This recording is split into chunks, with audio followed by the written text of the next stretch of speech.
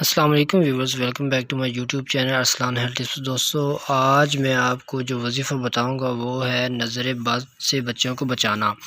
ایک ایسا وظیفہ جو آپ کے بچوں کو ہمیشہ کے لیے نظر بد سے محفوظ رکھے گا۔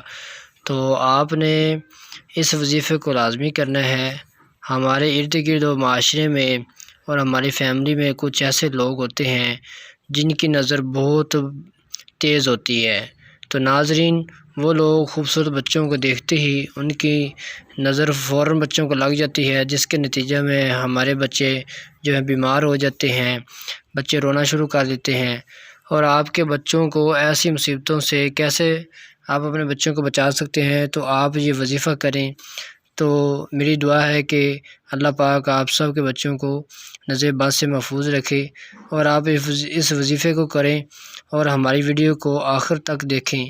اور اگر آپ جو ہے یہ وظیفہ کریں گے تو انشاءاللہ آپ کے بچے آپ ضرور دیکھیں گے کہ نظر بد سے محفوظ رہ جائیں گے۔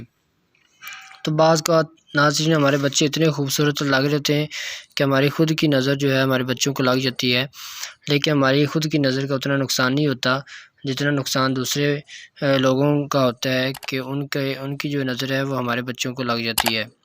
تو ناظرین، انشاءاللہ آپ جب یہ وظیفہ کریں گے تو آپ کو پتہ چلے گا کہ واقعی یہ وظیفے میں کتنی طاقت ہے۔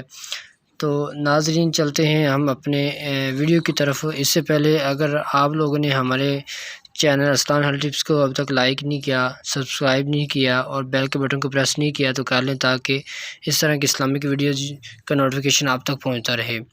تو ناظرین، آپ نے کرنا کیا ہے، یہ وظیفہ کیسا ہے، کون سا ہے اور کس طرح آپ نے کرنا ہے، اور اپنے بچوں پر کس طرح دم کر کے پڑھنا ہے، تو میں اس کے لیے آپ کو بتاتا ہوں۔ آپ نے قرآن پاک کی سورت جو ہے الملک، اس کو پانی پر دم کر کے اپنے بچوں کو پلانا ہے۔